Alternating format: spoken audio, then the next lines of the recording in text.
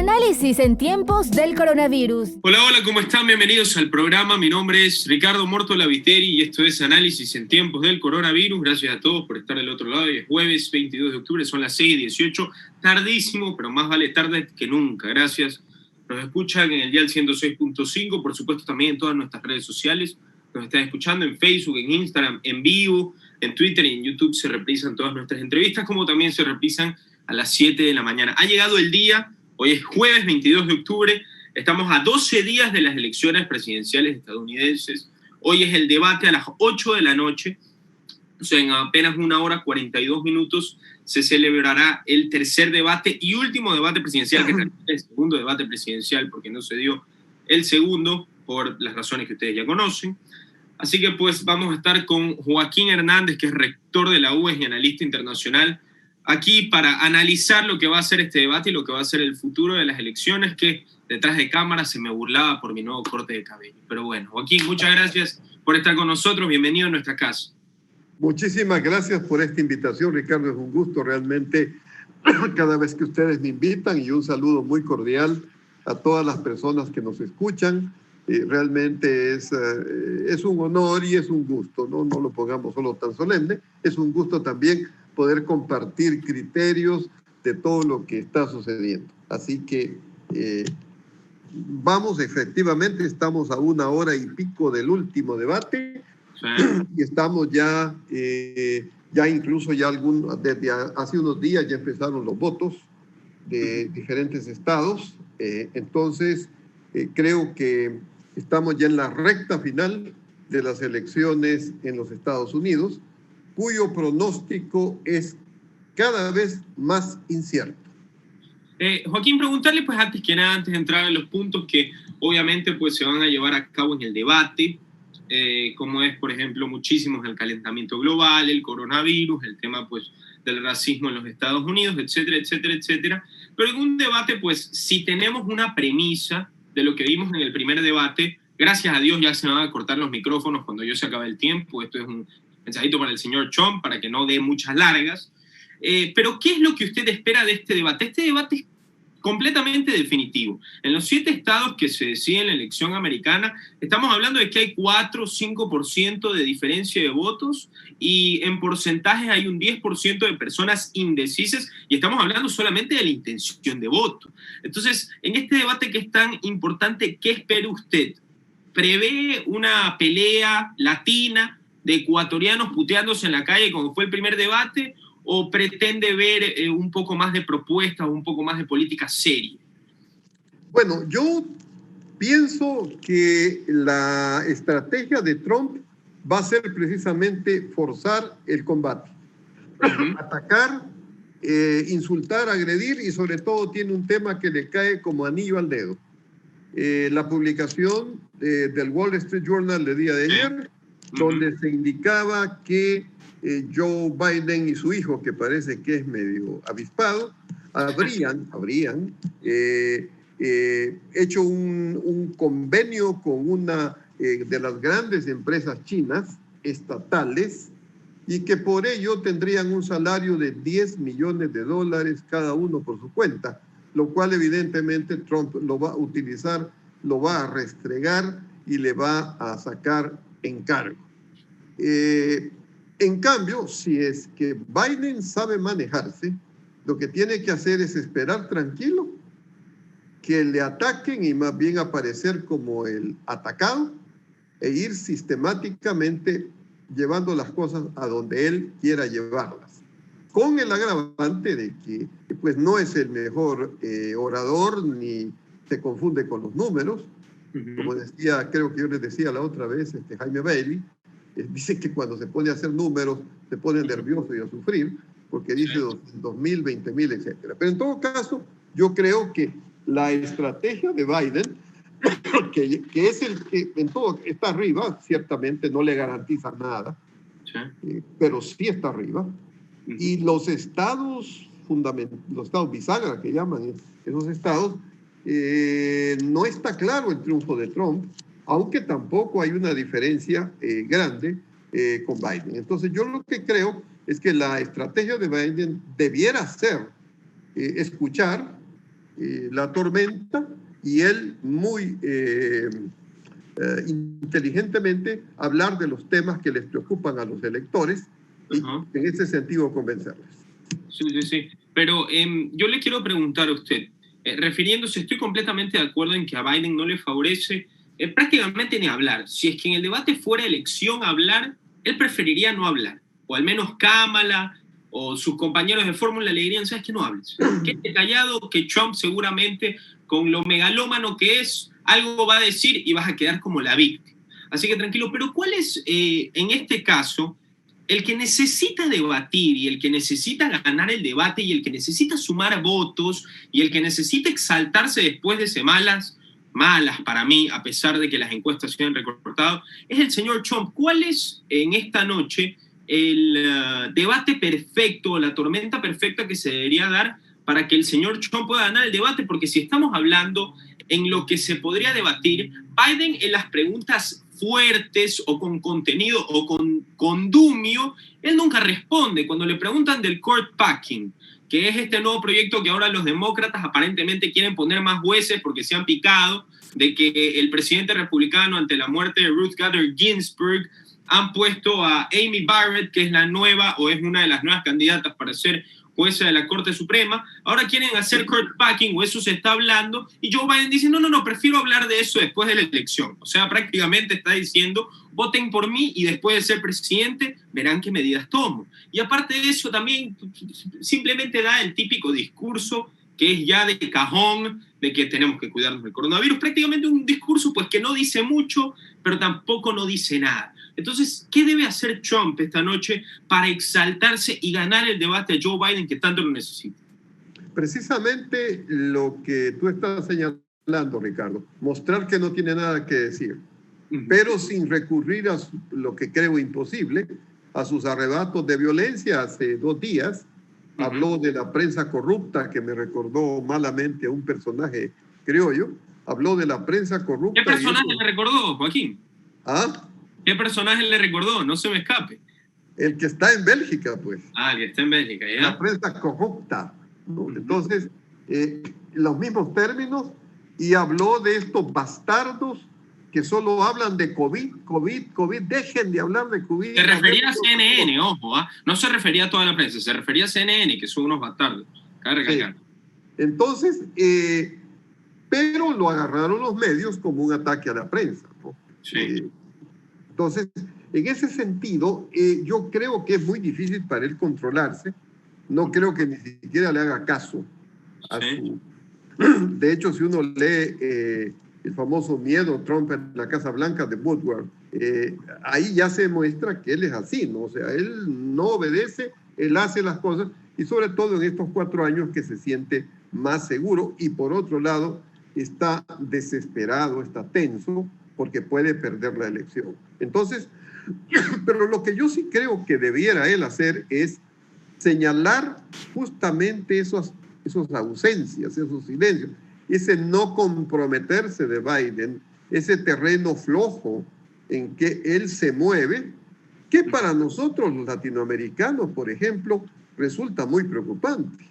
No nos olvidemos que en los 8 años del presidente Obama, le dio un tanque de oxígeno a la dictadura venezolana, le dio oxígeno a Cuba, tanto que la llevaron a la OEA como país demócrata, le permitieron fortalecerse ambos dictadores y exportar ahora sus revoluciones, digamos, sus insurgencias a todos los demás países de Latinoamérica, lo que estamos viviendo en muchos países, que si bien es cierto, es producto de malestares criollos, es decir, de problemas locales, pero siempre hay un componente del G2 cubano metido en todo.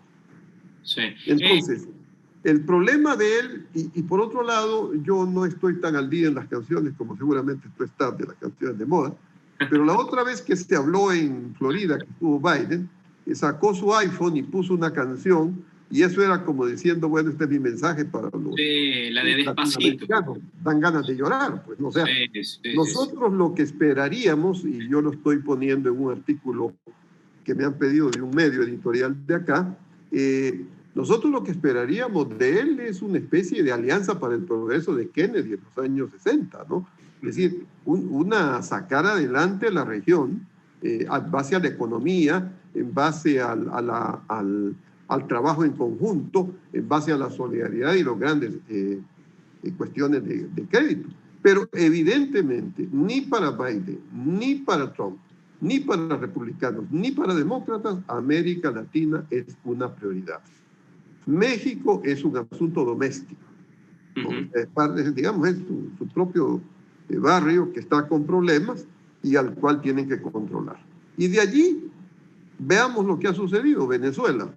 Sí. Él ha atacado duramente a los dictadores criminales venezolanos. Incluso alguna gente fantaseaba y pasaba unos videos de que ya venía la flota norteamericana. Eso no lo hace. Lo mismo con Cuba. A Cuba sí es posible que en estos 4 años de Trump, si él continúa ese proceso de asfixia al cuello, debilite o por lo menos neutralice a Cuba muchísimo. Pero Venezuela va a tener elecciones de aquí a 4 o 5 meses y allí, obviamente, Maduro va a hacer trampa y va a ser reelecto presidente con el apoyo de un sector de la oposición que parece que no entiende lo que sucede. Con lo cual ya va a quedar legitimado como presidente de Venezuela y va a ser más difícil sacarlo.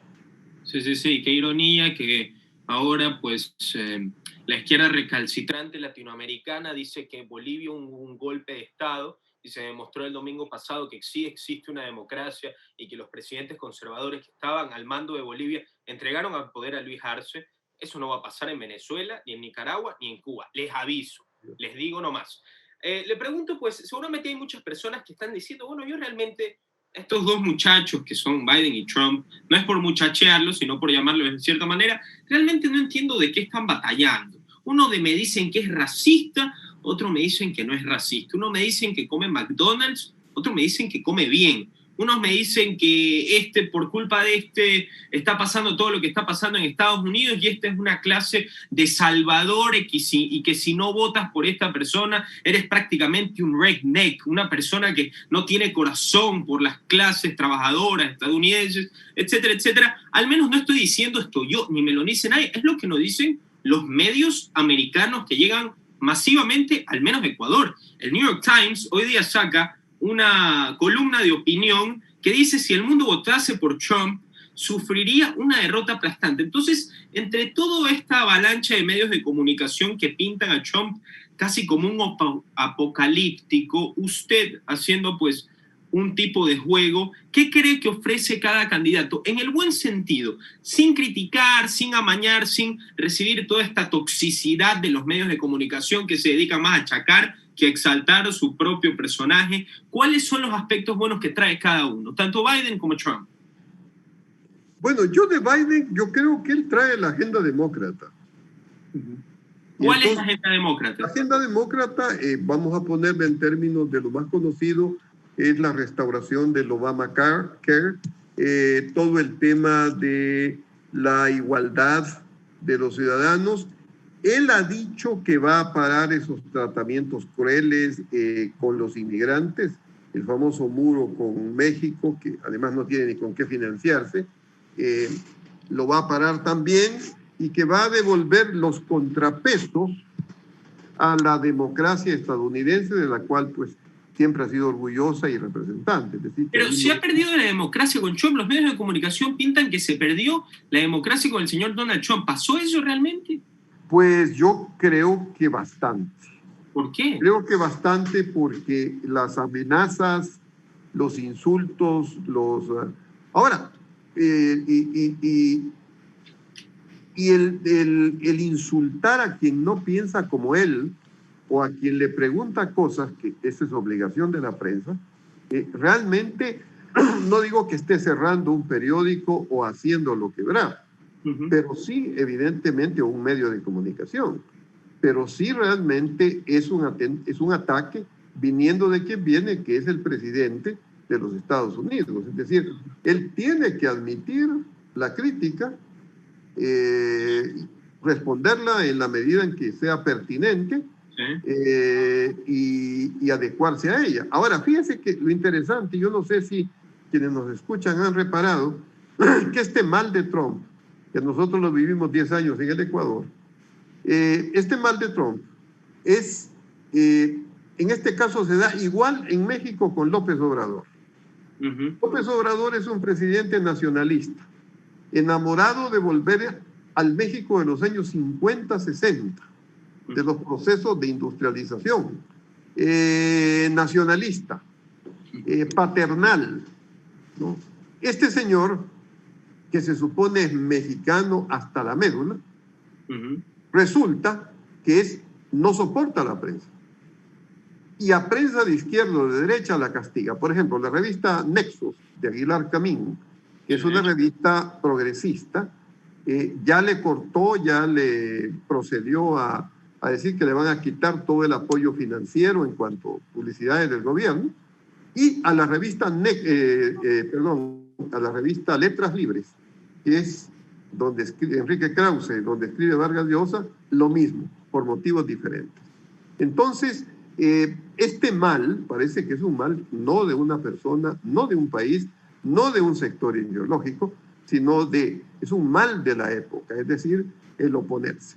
El otro tema que preocupa mucho con Trump, que él podría, pero no creo que lo vaya a revisar, es la cuestión de la ciencia.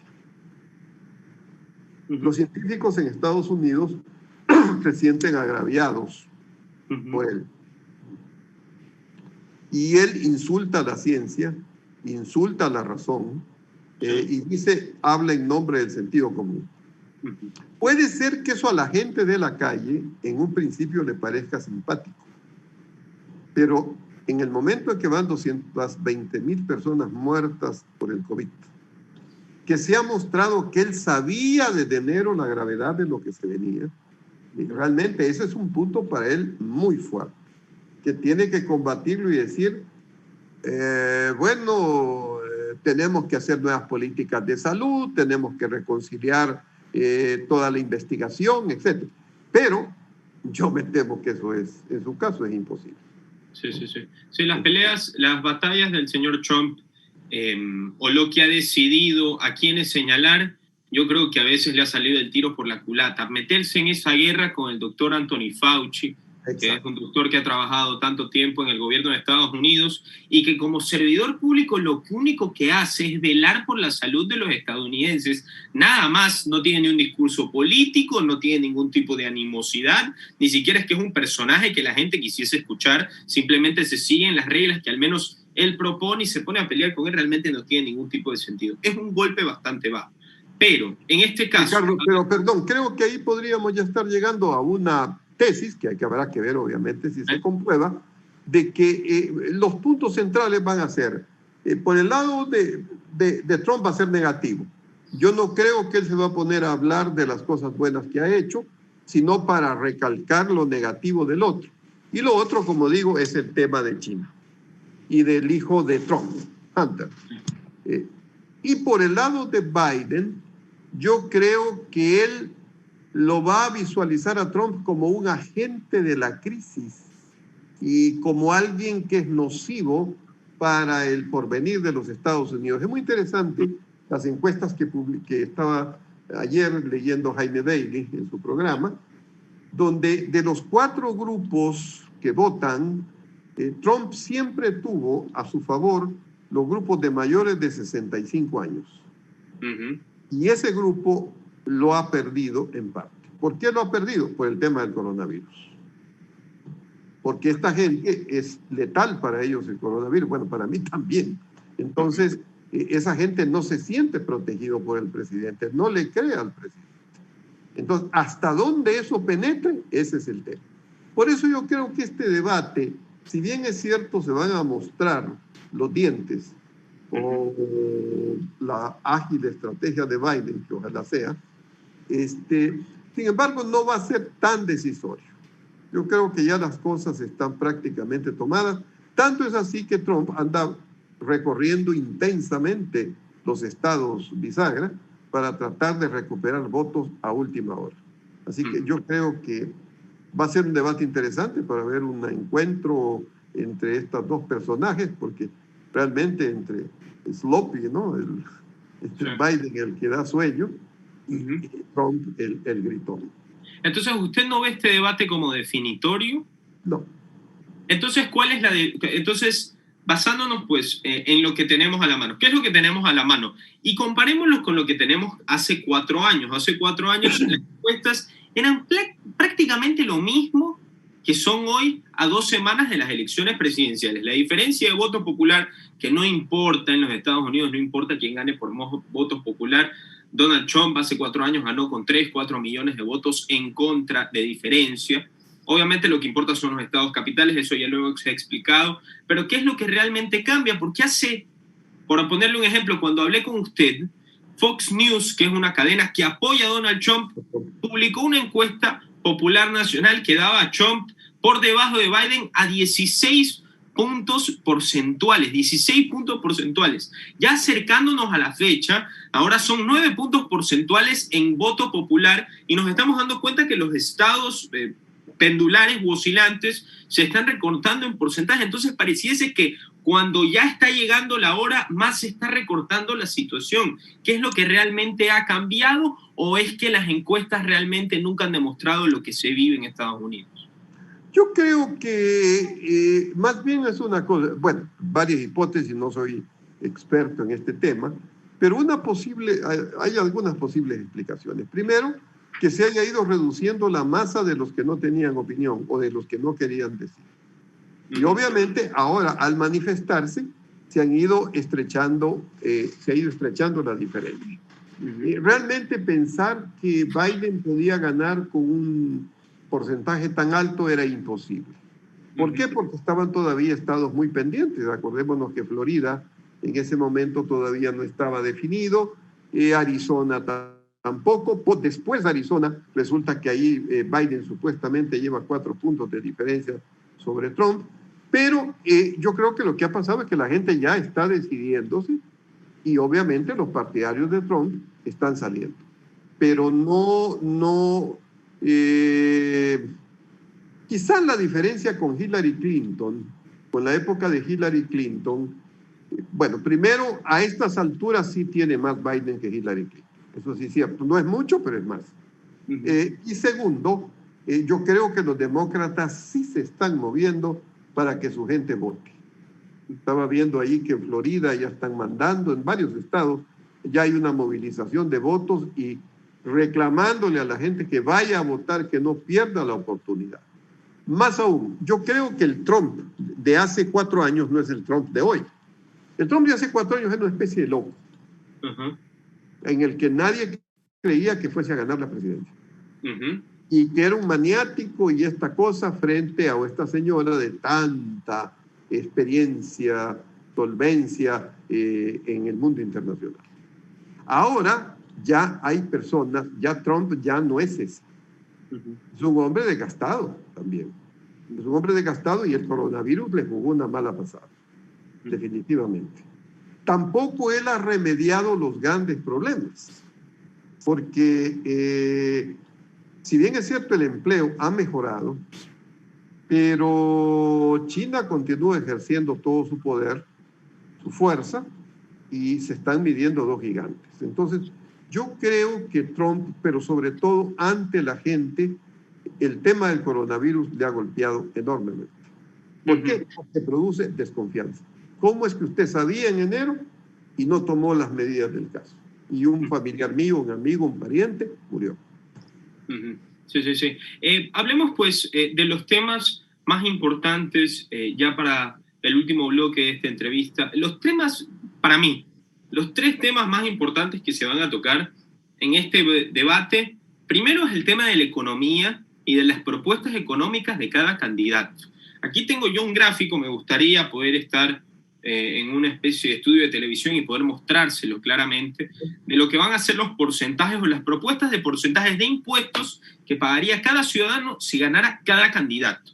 Ya se los voy a decir. El segundo tema es el calentamiento global, que ahorita pues ha sido disipado, por así decirlo, con el tema del coronavirus. Ahorita el coronavirus es lo más importante, se ha llevado pues el protagonismo, y si es que Trump ha hecho mal el coronavirus, con más razón más se va a hablar del coronavirus, porque le quieren achacar. Y el tercer tema, pues, como yo decía, aparte del coronavirus, el calentamiento global. ¿Cómo es el manejo del calentamiento global, o cómo ve usted el manejo del calentamiento global? Porque Trump no quiso entrar al Tratado de París el año 2016, que hay 178 países en el Tratado de París, cabe recalcar, se creó en el año 2016. Biden sí le gustaría entrar al Tratado de París, pero ¿en eso en qué perjudica o beneficia a cada posición? ¿Ve un cambio radical en eso? A ver, antes de eso hay un tercer aspecto que se está quedando ahí, el problema racial. Bueno, sí, el problema racial. Los afroamericanos, que son una de las minorías más fuertes, evidentemente después de lo que pasó con ese joven que murió de asfixia por la policía y después mataron otra. Yo creo que el voto afroamericano está más que nunca convencido en contra de Trump. Yo dudo que por ahí él pueda sacar algo. Y él ha incentivado, ¿sí? Y ese es el tema que yo creo que también le puede echar en cara Biden, todos esos jóvenes neonazis que él tiene como guardias de corps, que les dice todavía no es el momento, todavía no es el momento. Eso es algo que le puede restregar Biden si es que se prepara bien. Entonces, y a mí es preocupante porque Trump sí recurre a la violencia y recurre al lenguaje violento. Así es. Ahora, vamos al calentamiento global. Yo creo que el tema del calentamiento global efectivamente es necesario tomarlo en cuenta.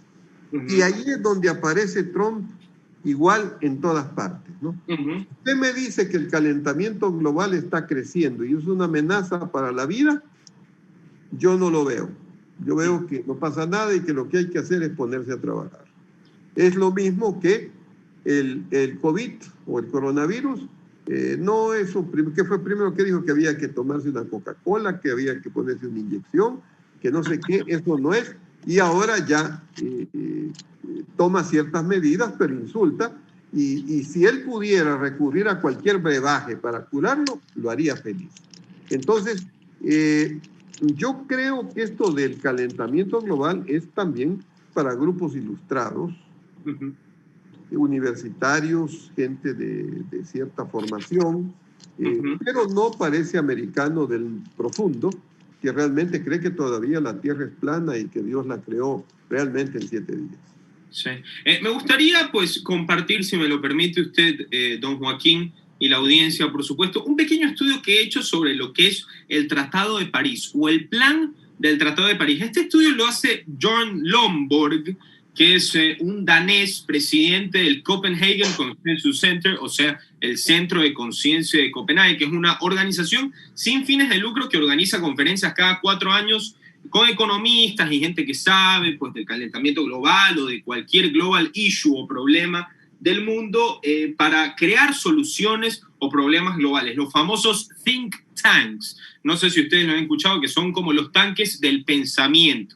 Así se llaman, según las predicciones que se da, que no la dice este señor o que este señor las haya estudiado, pero más bien que la Organización de las Naciones Unidas ha propuesto, es que si los planes, cabe recalcar que el Tratado de París está vigente en planes solamente hasta el año 2030. Este señor hace un estudio como que si es que los planes de reducción de dióxido de carbono fuera hasta el año 2100. Vamos a hacer las comparaciones. Si los planes de corte de dióxido de carbono se extendieran hasta el año 2100, que en realidad es solamente hasta el 2030, pero si se diera hasta el 2100, solamente se reduciría un 0,023 grados Fahrenheit. Vayan anotando. Y se han llevado a cabo varias propuestas, por supuesto, de varios países, de que en el resto del siglo, o sea, del 2030 para adelante, que es cuando se acaban pues, los primeros tratados, se van a llevar a cabo más medidas para reducir la huella de carbono. Pero si hacemos un estimado, haciendo un estimado, todo esto lo estoy sacando de la Organización de las Naciones Unidas, de la propuesta que se hizo cuando sacaron a cabo este tratado el año 2016. No me estoy inventando esto. Pero si hacemos un estimado de las medidas que se puedan tomar hasta el año 2100, o sea, de las medidas según el plan ideológico de la Organización de Naciones Unidas, si reducimos los dióxidos de carbono, si es que hacemos todos los impuestos que quieren poner para tal o cual empresa llevarla a cabo, se reduciría solamente un 0,057, o sea, no 0,57, que es medio grado Fahrenheit, sino 0,057 grados Fahrenheit. Si continuamos y todos estos planos se llevasen a cabo, o sea, si hacemos una ideología que todos estos planes se llevasen a cabo a la regla, a la medida, durante todos estos años, hasta el año 2006, hasta el año 2100, discúlpenme, si se llevaran a cabo todos los planes con todo el dinero que hay que gastar, que ya les voy a decir cuánto se va a gastar, solamente se retrasaría el calentamiento global por 8 meses. Yo les estoy dando datos, no estoy en contra ni a favor, yo les estoy dando absolutamente datos. Si se llevaran a cabo todos los planes que quieren hacer estos señores de la ONU y los 178 países del Plan de París que se quiere llevar a cabo, si es que se lleva todo a cabo a la perfección y todo va sumando año a año en la reducción de dióxido de carbono, serían 8 meses lo que se retrasaría el calentamiento global. Pero agreguemos aún más, no solamente los cortes que se harían en los Estados Unidos, sino todos los cortes de huellas de carbono podidos y habidos por haber en todo el mundo o en todos los países que están en el Tratado de París. Si hacemos un resumen total, o sea, si resumimos absolutamente todo que yo les estoy diciendo, y hasta el año 2006, hasta el año 2100, se hacen las reducciones de dióxido de carbono, se toman todas las medidas, se cambian los sorbetitos de plástico por sorbetitos de papel, todo lo que ustedes se puedan imaginar. Hasta el año 2100, que cabe recalcar que solamente es hasta el 2030, repito, pero lo estamos haciendo para poner un supuesto. El año 2006 solamente se reduciría un 0,3 grados Fahrenheit. O sea, estamos hablando de que es un proyecto que costaría mínimo 100 trillones de dólares. Y la pregunta es quién los paga. No es que los paga Jesucristo o es el maná que cae del cielo. Viene de nuestro bolsillo, de nuestros impuestos. O sea, estaremos pagando de que los grados de temperatura del mundo se reducirían un 0,3 grados Fahrenheit por mínimo de 100 trillones de dólares, y solamente hay planes del 2030, soluciones reales, por ejemplo, porque estamos en esta época de conformismo, que si es que dicen que es un Green New Deal y me hace pagar más plata para que hayan sorbetitos no de plástico, sino de papel, entonces me gusta, sí, me parece bien. Seguramente hay gente que ni siquiera sabe qué es el Tratado de París y lo apoya. O sea, no es una cuestión de estar en contra o a favor del calentamiento global, es cuestión de qué nos realmente favorece o dejar ese conformismo y comenzar a hacer planes que realmente se llevan a cabo. ¿Cuáles son planes que se llevan a cabo? Planes que hace Bill Gates. El proyecto Breakthrough Coalition, donde ha recaudado más de 7 billones de dólares de empresas privadas en los Estados Unidos. 7 billones de dólares de empresas privadas en los Estados Unidos. Les aviso que si es que los impuestos siguen subiendo, las empresas privadas estadounidenses no van a poder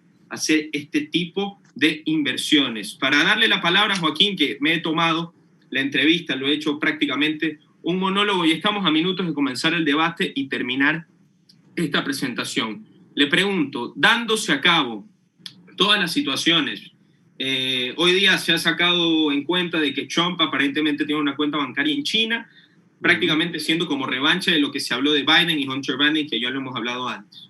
Si es que pudiera sacarse un porcentaje de lo que perdería en apoyo cada candidato por este tipo de cuestiones o por este tipo de achacos o pecadillos que tiene cada uno, ¿cree usted que prevalecería más el porcentaje del presidente Trump o del presidente Biden? ¿A quiénes le afectaría más su opinión? Yo creo que a Trump, porque es el líder. Es el líder. O sea, Biden no es el líder. Biden es el que se supone va a ganar el poder y que libra una lucha como David frente a Goliat. Pero al que golpea más todo esto es a Trump. Por lo tanto, yo por eso no veo que él ha alcanzado en los estados bisagra, que tenía 4 o 5 puntos adelante, no está en eso. Quizá haya uno, pero en la mayoría, por lo menos de lo que decían ayer las encuestas, no he podido ver ahora, sí se está recuperando por la razón que he dicho, pero no creo que él logre convencer ya, sino a aquellos que creen en él. Porque, por ejemplo, eso de las Naciones Unidas. Si usted le dice a un partidario de Trump este tema, le va a decir, no, pero si esos están aliados con los chinos, pues son unos miserables que lo que quieren es destruir la industria norteamericana. Entonces, ahí se anula todo. Entonces, yo lo que creo es que definitivamente el problema que estamos nosotros, ahí quién pierde más en este momento. Entonces, esa es para mí la clave. Y el que pierde más es Trump. ¿Por qué? Porque es el que está arriba. Y sobre él se acumulan los malestares y las molestias. Él no luce como un líder seguro y tranquilo. Uh-huh. Ahora, hay gente que le encanta en Estados Unidos que sea así. Uh-huh. Pero el problema es si ese grupo se va a imponer o no se va a imponer. Es tan complejo lo que se viene, uh-huh, que yo he escuchado de comentaristas conocedores y que viven en Estados Unidos. Algunos pronostican que van a ser una semana de infarto, uh-huh, porque Trump no va a ceder el poder, y cuando le digan que esos votos que llegaron por correo dan la supremacía a Biden, va a decir que es falso, que es un truco. Ya lo anunció. Uh-huh.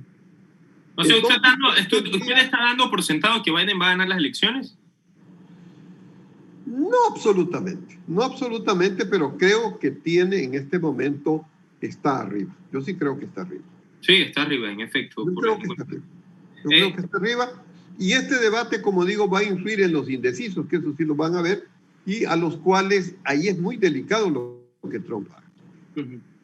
Pero si él recurre a su retórica de la violencia y no justifica, y el otro no pierde las casillas, y le exige que hable del coronavirus. Pero no pierde las casillas y hace negocios sucios en China, con tráficos de influencia, siendo vicepresidente de los Estados Unidos, y lo niega todo en ruedas de prensa. O sea, Trump, digamos, si es que fuera el señor pecaminoso, el precario, el crispado, el satán, que tanto pitan sus detractores, que tanto denominan sus detractores, digamos que lo sea. El señor Biden tampoco es la flor de la canela, ni es un caballero singular del que podamos hablar o que podamos destacar, por favor. No, ni mucho menos. Y yo creo que hice la advertencia con respecto a lo que hizo Obama con Cuba y Venezuela. Yo creo que para los latinoamericanos, yo creo que eso es muy preocupante. Uh-huh. Muestra precisamente ese carácter de no confiabilidad de los demócratas. Uh-huh. Porque, insisto de nuevo, es que no solo es Venezuela, son los colombianos, somos los ecuatorianos, son los peruanos, son los chilenos, que nos tenemos que hacer cargo de los hermanos venezolanos y de los buenos en buena hora y más. Pero definitivamente la explosión sobre la región, que además está pensada por Maduro, a él le parece bien que vayan a otros países y a quitar empleo y a devastar para crear condiciones de destrucción de la estabilidad.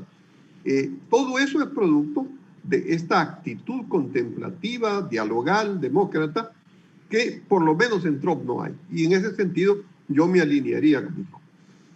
Joaquín, para terminar la entrevista, dos últimas preguntas cortitas. La primera, en lo que es el tema del presidente Trump, si es que en efecto se volviese o Joe Biden llegara a la Casa Blanca, a los Estados Unidos, volvería a la agenda demócrata, como usted lo dice, en papel, si es que se lleva a cabo eso. Pero la pregunta del millón es, si hablamos de un megalómano como es el señor Trump, una persona que no sabe cómo se va a levantar mañana o qué va a decir de su hija o del doctor que lo ayuda en la pandemia que tanto ha fracasado en los Estados Unidos, o que se achaca con todos los medios de comunicación, y que aparte de que yo sí estoy de acuerdo que todos los medios de comunicación están en su contra, pero es que cuando él se equivoca es culpa de todos los medios de comunicación simplemente porque él dice que se equivoca. Entonces es un poquito pues inherente. ¿Qué esperamos o qué espera usted de 4 años más de Trump en la Casa Blanca? Si se diera esa suposición, ¿qué sería de la Casa Blanca o de los Estados Unidos con 4 años más con Donald Trump?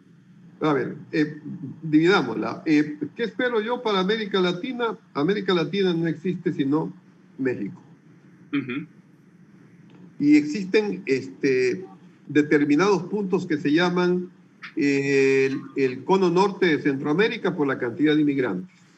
Uh-huh. A ellos, toda la crisis chilena que a nosotros nos llega, y ni aquí siquiera somos lo suficientemente receptivos. No aprendemos de lo que está pasando en Chile, de Bolivia tampoco. Yo no creo que al Departamento de Estado le preocupe demasiado. Entonces, ¿qué quiero decir con eso? Que Trump, aparte de estrangular a Cuba y de amenazar a Maduro, no va a pasar a otra cosa. De él no va a salir una alianza por el progreso, no va a salir un plan económico financiero de redención de la región. Va a seguir lo mismo. Y en el caso de Biden volveremos a lo de Obama, que tampoco está contemplado una alianza por el progreso, tampoco está contemplada ninguna actitud de defensa de la democracia y de las libertades. Así que para nosotros latinoamericanos, algo que nos cuesta aceptar es que nuestro futuro depende solo de nosotros. Y para terminar, Joaquín, Trump siempre se llena la boca, y yo creo que ya más de lo normal, yo creo que ya es hasta empalagoso, que prácticamente su eslogan de campaña pasó de ser Make America Great Again, pasó a ser Estados Unidos jamás será un país socialista. Se ha llenado la boca diciendo eso, prácticamente pintando a los demócratas como la nueva revolución cubana que va a cambiar la suerte o la merced de los Estados Unidos. ¿Qué opina usted de estas declaraciones? ¿Cree realmente que Estados Unidos podría convertirse en un país, no hablemos de una dictadura de izquierda, pero un país más lanzado a la izquierda democrática o el centro izquierda como lo pinta Donald Trump si somos más prudentes? Bueno, o sea, una cierta tendencia a... A ver, aquí hay unos problemas, porque el problema de las minorías afroamericanas y de los latinos y de los chinos es un problema que exige un tratamiento, una compensación. ¿Y cuál es ese tratamiento? Integración social, trabajo. Pero sí, trabajo es lo que más ha habido en los últimos años en los Estados Unidos. Trump ha dado el porcentaje menor en los últimos 50 años de desempleo en los Estados Unidos. Entonces empleo hay, y no es que para conseguir un empleo tienes que ser blanco, rubio y ojos azules, digo yo. Claro, pero de todas formas el problema de la miseria y de la exclusión continúa. Eso es real. Pero ¿de qué exclusión? Hay el problema de la violencia, ¿sí? De lo que Fukuyama llama el problema del resentimiento. Es decir, hay minorías resentidas, condiciones, e incluso que sueñan en tener supremacía. Y esas cuestiones simbólicas culturales para Trump no existen. Entonces, yo creo que de todas maneras Estados Unidos tiene que remediar esos problemas, llamémosle raciales, no me gusta la palabra, culturales, para seguir siendo, pero por otro lado es una democracia constituida que no por ningún lado me parece que va a caer en el socialismo, me parece que es la típica retórica de campaña, ¿no? Vuelvo a una declaración que usted hizo hace unos minutos. Usted me dice que Estados Unidos es una democracia constituida, pero ¿volvería a ser una democracia con Biden en el poder o ya lo es con Trump? Porque usted dijo que no lo es tanto, entonces ¿Biden sería el que le devolvería la democracia a Estados Unidos, según lo que usted dice? Yo creo que procuraría una mayor estabilidad. ¿Pero una mayor estabilidad en el sentido de que haya contrapeso de poderes. Pero, de nuevo, vuelvo a lo mismo. Así como tú me señalabas de que Biden no es un santo. Sí. Hay esto de China, yo también te digo, los demócratas tampoco son santos. Es decir, si ellos pudieran comerse el Senado, el Congreso y la Corte Suprema, lo harían también. ¿Y eso no sería antidemocrático? Claro que sí. Entonces... Pero de todas maneras, en Estados Unidos hay una resistencia poderosa, hay juegos, digamos, hay fuerzas que emergen o que salen de esta democracia, de esta herencia democrática, de esta institucionalidad democrática, que impiden que esto se consuma, que es al revés de lo nuestro. Sí. Joaquín, ahorita sí, ya la última, tengo aquí un gráfico de los impuestos, de cómo cambiaría con Trump y con Biden. Con Trump los impuestos corporativos se mantendrían en un 21%, con Biden subirían un 28%. Los impuestos de ganancia en los Estados Unidos, Trump los mantendría en un 37% y Biden los aumentaría en un 52%. Los impuestos para las pequeñas empresas o para los pymes se mantendrían en un 29% para Trump, y si es que Biden fuera presidente, subirían un 39,6%. y los impuestos de dividendos y ganancias de Trump sería 23,8% y con Biden subiría un 43,4%. ¿Por qué a los votantes de Biden les beneficia que se suban los impuestos? ¿Por qué a un votante que yo lo que menos le gusta a un ser humano es que le toquen el bolsillo? ¿Por qué darle más plata o centralizar el Estado o que el Estado tenga más poder y enflaquecer al sector privado estadounidense, que no va a pasar, pero de cierta manera va a proveer un mejor Estados Unidos? ¿Por qué pagando más impuestos se vive mejor? Porque, mi querido Ricardo, las elecciones y la política es un juego de afectos, de obsesiones, de enemistades. Uh-huh. Para mí lo que pesa, no Joaquín Hernández, sino para mí, Estados Unidos, lo que pesa es la violencia, por ejemplo, racista. Me importa un bledo, lo dejo eso en segundo lugar, pero yo voy al tema racista. Pero mí lo que pesa es la, por decir, blandura de los demócratas. Si para mí lo que pesa es que están conduciendo mal el país hacia alternativas, votaré por Trump. Pero lo que quiero decir es que un elector no tiene como 4, 5, 6 o 7 principios. Dice, a ver, este pesa tanto, este pesa tanto, este pesa tanto. Uh-huh. De hecho, la elección es por pasiones, ¿no? La elección es por pasiones. Uh-huh. Entonces, ¿quieres tú que no seamos un país socialista? A lo mejor la gente no entiende. Aquí en el Ecuador hablan de neoliberalismo y ni saben qué es neoliberalismo. Así es. ¿No? Neoliberalismo.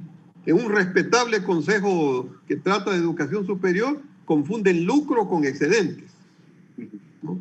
Entonces, si viene un señor y dice, vamos a la educación privada a hacer que todos los valores de las cuotas que pagan sus alumnos sean las mismas, yo le aseguro que hasta pelucones están a favor de eso, porque no se dan cuenta de lo que implica. Entonces, yo lo que creo es que, insisto, el elector es un ser apasionado, dominado por las pasiones, y que en algunos puede pesar eso, pero en otros no. Quizá en los empresarios, quizá en determinadas personas, pero en otros no. Por ejemplo, le pongo un caso. Después del desastre que ha sido el gobierno de la Revolución Ciudadana, lo que se han gastado en plata y malbaratado,